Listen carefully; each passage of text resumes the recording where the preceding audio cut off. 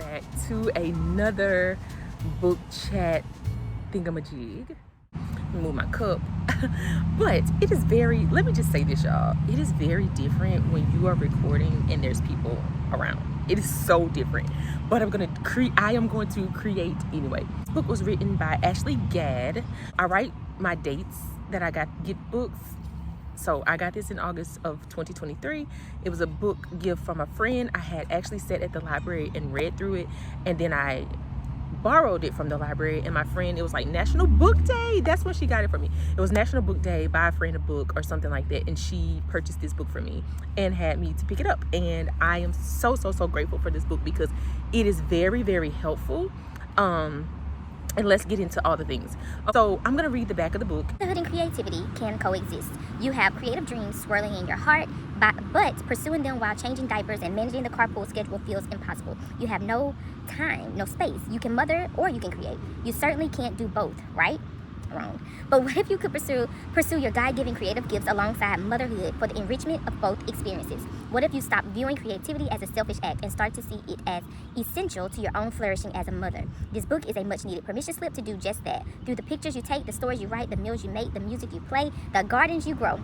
It is in this unforgettable book filled with rich storytelling and stunning photographs, writer and mother Ashley Gadd helps you set aside the guilt and discover the sacred connection between creating and mothering. One part commissioning, one part pep talk. Create Anyway will propel you forward with a renewed sense of energy, purpose, and enthusiasm for stewarding the creative dreams God has planted in your heart, right alongside the diapers and carpool. Here's to creating in the margins of motherhood.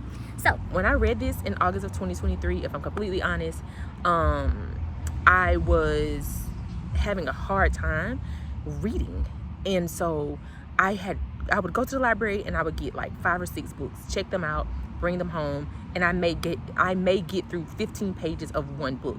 And so for me, when I sat down at the library this time, and if you heard me in the last video, I talked about how the library gives silence, and I have 2 kiddos. I have an 8-year-old and I have a 4-year-old, a girl and a boy. And so with that, sometimes, and I homeschool them. So let me give you a little backdrop. So let's go back. So I homeschool my children. I am doing something that I've never seen done before in my family. I am what people call a stay-at-home mom, stay-at-home wife, however you want to say it, but I am not traditional. I feel led by God to do these things in my family and for my family, and with my family. And not only are these things for me, but these things are directly not only are these things for them, the things are for me. Like, this is for me. This is healing a part of me that my parents, both of them, great parents. I had 2 sets of parents. I have a mom and a dad and a stepdad and a stepmother. And a little bit of my story is that they were hard workers, okay?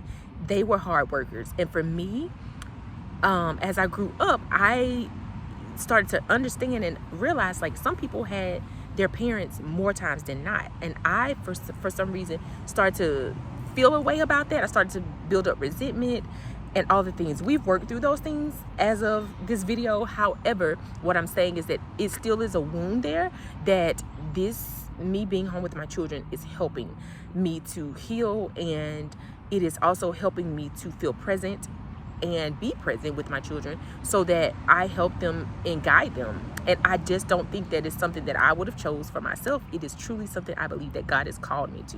Now, will I say it's easy? Absolutely not, because there are some of my friends that have children, and one of my friends, she actually put her son in public school, so she was like my companion partner, like, in this whole homeschooling thing. And then she sent her son to school. That opened the door for me to meet new people and me to actually get outside and make community.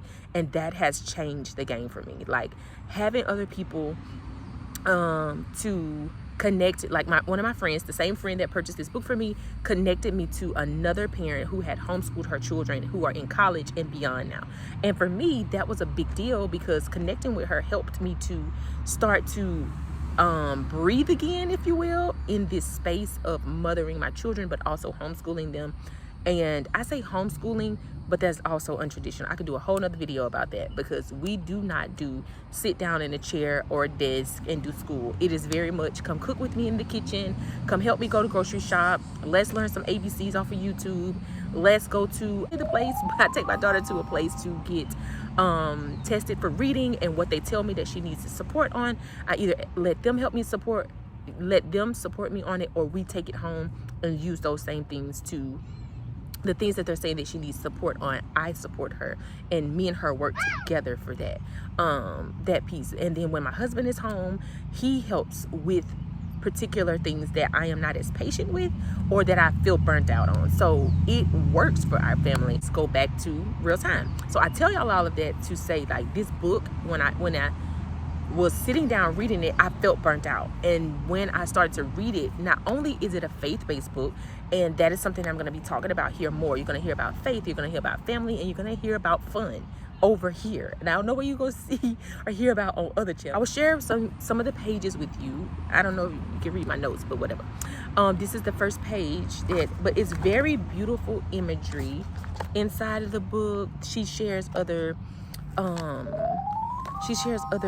things in here as well.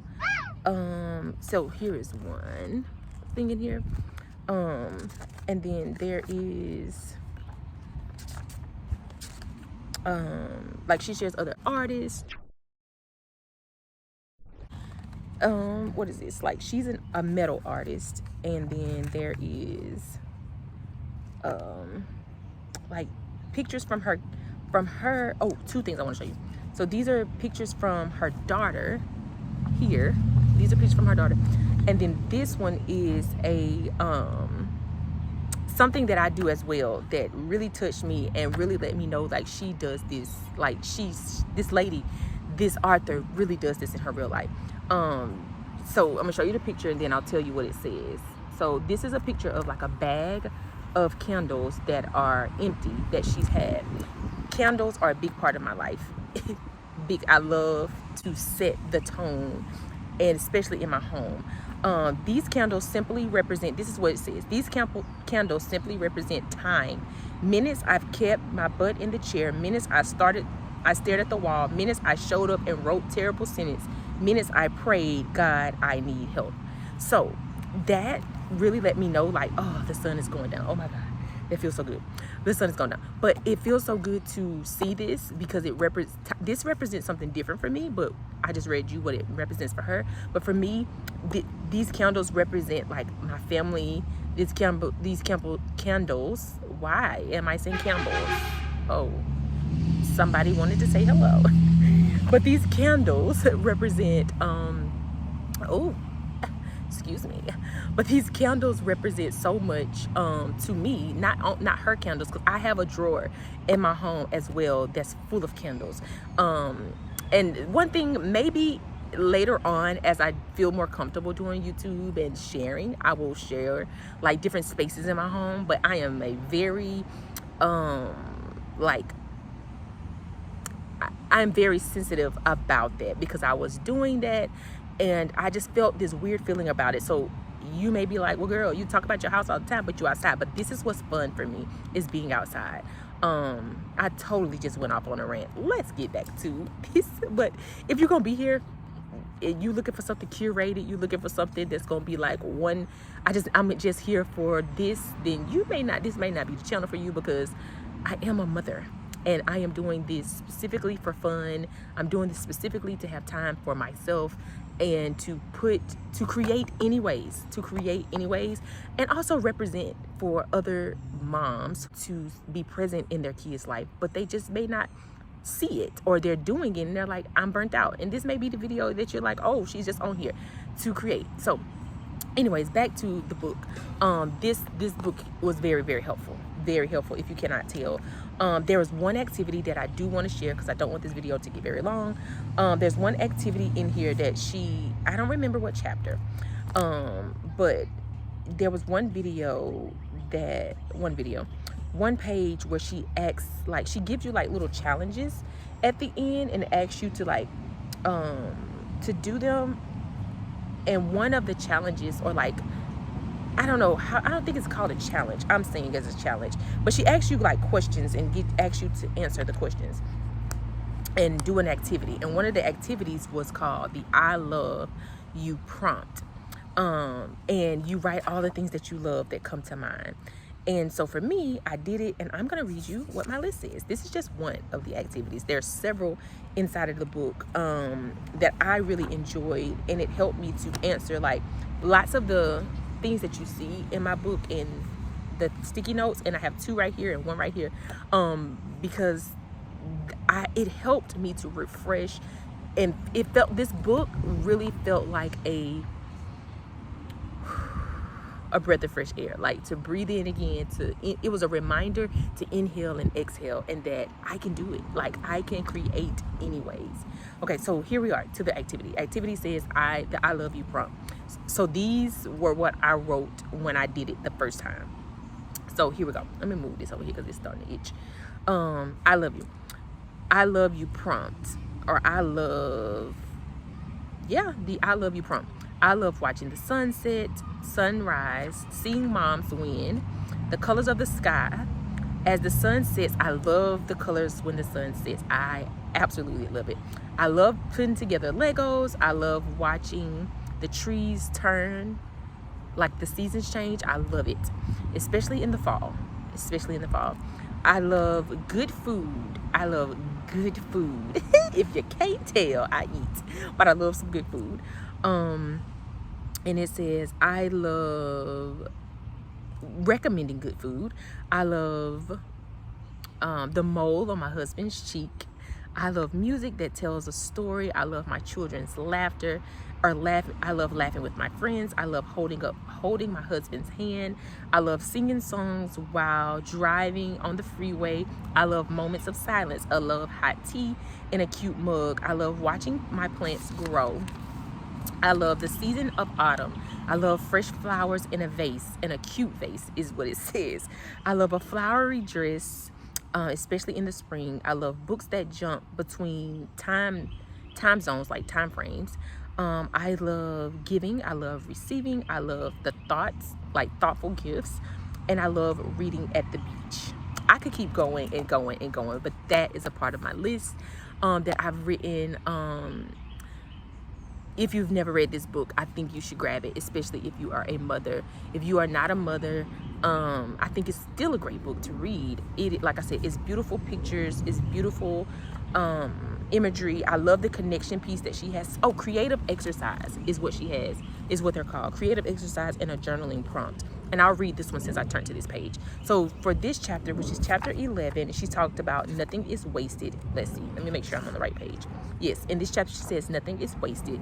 And the creative exercise is purposely create something that won't last. Go outside with your kids and paint water on the sidewalk where it will evaporate minutes later. Or build a sandcastle at the beach, close enough to the ocean to be swept away by the tide. Shape Play-Doh into masterpieces, then put it right back into its container. And then the journaling prompt is write about a time you thought a circumstance would be a waste of time, money, or resources. But now looking back, you can see how God wove meaning and purpose into the situation. So those are the things that are at the end of each chapter. She has a journaling prompt and a creative exercise, and I did them. It was very, very, very helpful. Like I said, that's why I have lots of sticky notes. But this is one of those books that it looks like a textbook, but it does not read like a textbook. It's beautiful, like very well written, and very like, there's one last thing I'll share, because I know I can share a lot from this book. One other thing that she did was like, she did this one exercise where it was called like follow the light. I'm trying to see if I can find it. I saw a picture in here. It was, go where the light is. It's chapter 10.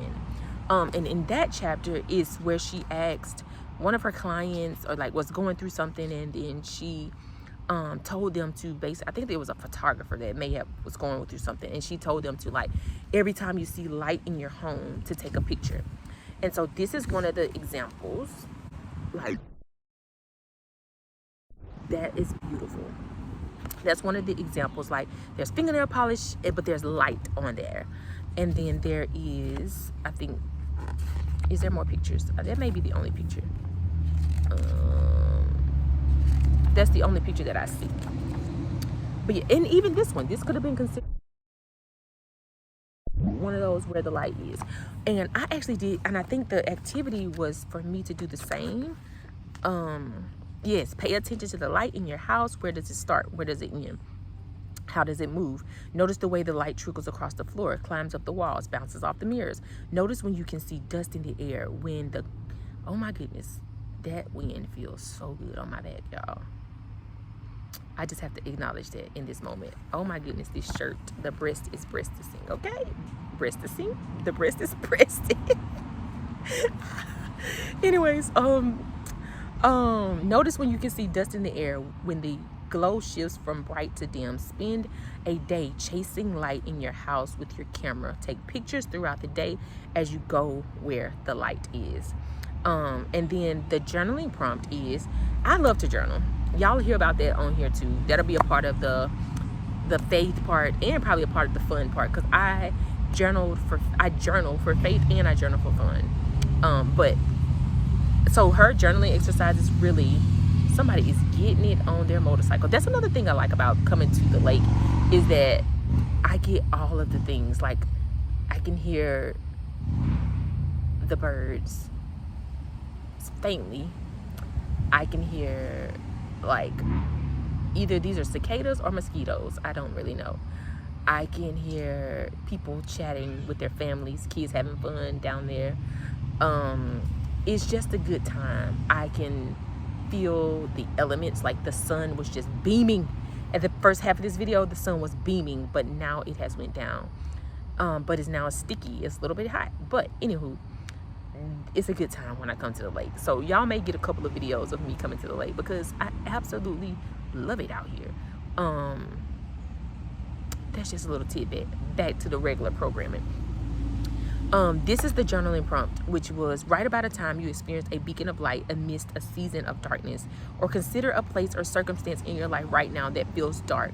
Is there a way you could infuse light into it?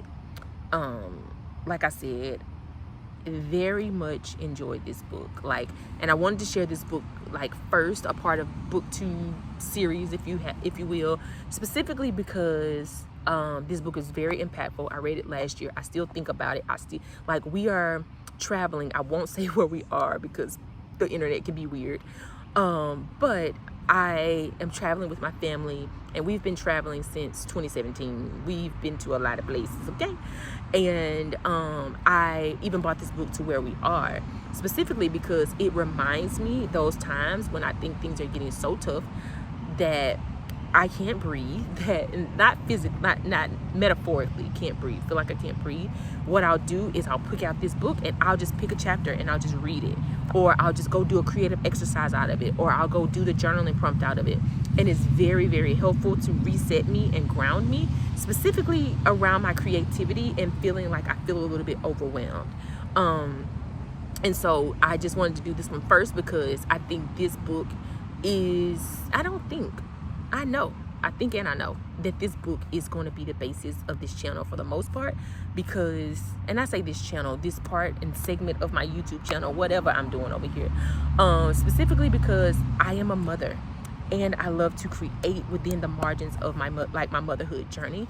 And I don't have to put, this book is giving me permission. There's an activity about giving you permission. I don't have to, oh, the kid is laughing, and that just reminds me of my kids laughing. But I don't have to, like, even right now, like, I don't have to separate them. My husband took my kids on a walk while I recorded this video, and that is love. That is love, because he knows I want to create anyways. And so he was like, hey, I'll just take the kids for a little nature walk and you can record. And I'm creating anyways. I don't, at this space in my life, like, this is, so if you were here for the book stuff, that is the wrap up of the book stuff. This is just gonna be me chit chatting because I want to talk anyway. But when it comes to, let me get some water, hold on. When it comes to my parenting journey, I felt a lot of guilt as a mother. I felt some shame, and even a little bit of like resentment about my journey, because I felt like nobody gave me the tools that I need to do motherhood, if you will. Like, I have tools, don't get me wrong, my parents were great. However, I don't think that I was prepared to do like homeschooling, and like that there's other ways that parenting can be done. It doesn't have to be done the way that I saw it be done, and it doesn't have to be done the way that my friends are doing it. It doesn't have to be done any other way than the way that I choose and the way that me and my husband agree on. And so this journey has been very like hills and valleys, specifically because I didn't know how I wanted to parent. Like, I did not know how I wanted to parent. I did not know, there's just a lot I didn't know. And as I've journeyed, I'm realizing and learning that it's okay to not know. It's okay to not know it's okay that you don't know what you don't know. And it's okay to learn as you go and pick up pieces and put pieces here and move things around and ask questions and build community and find new friends and find people who can build with you. And it's okay. And so I just want to say to the mother, if you're still watching, to you, like, it's okay to do your motherhood journey the way that you are doing it. And you can ask questions, you can build community. You can do what your parents did, or you cannot do what they did. You can switch it up, and you can decide to change religions. You can decide to, to not do the traditional things. You can decide to homeschool your kids. You can decide to be the mom that you wanted when you grew up. However, I will say, talk to your therapist, because baby, listen, talk to a therapist, talk to someone you trust and can confide in, because motherhood is not to be done alone. It is not to be done alone. Like, this journey is definitely a journey, but I'm just saying you can create anyways. And like I said, I look forward to coming back over here and talking about books, but I'm gonna talk about books, but I'm gonna mix in a little bit of like what I just did, whatever you want to call it, because I realized, like, sometimes as moms, specifically, I'm just talking to mothers, because whether you are a mother by birthing a child, or you are a mother by adoption, or even IVF, whatever way that you are a mother, you are a mother. However, I specifically wanted to, I don't want it to be going anyway, I specifically want to say that to us, because motherhood is a journey, and it doesn't have to be done any other way than the way that you're doing it. And everybody won't understand it. Everybody won't understand your motherhood journey. Everybody won't understand that you're choosing to do it the way that you're doing it. And that's okay. That is okay. And if you feel like, oh man, I want to do it like other people, do it like other people, you know what I mean? But you also have to, like, know your children. You also have to know yourself. I have been fortunate enough to do a lot of my inner work, healing, whichever way you want to label it, inner work, healing, work, let's just say it like that, because my husband works and I, like, am a woman of the house. And this journey has afforded me time, space, resources, time, space, resources, and community to be able to sit my butt down and look at my life and realize that. And the reason I said talk to a therapist, because I was like, oh, I absolutely don't want to do this like this parent did, and I absolutely do want to do this like this parent did. And so more times than not, you will parent from a place of, I don't like the way that they parented, so I'm going to do the opposite. And opposite doesn't always mean better, okay? Opposite doesn't always mean right.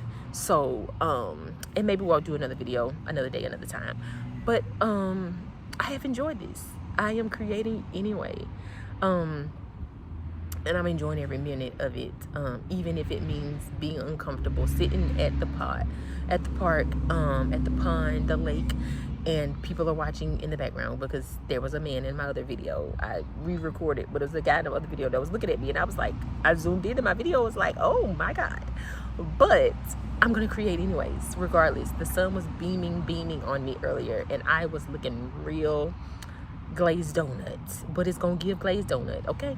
And this is just a part of my journey, so I hope that you stick around, because like I said, we will talk about family over here, we'll talk about faith, and we will talk about fun. I will see you in the next video. Bye.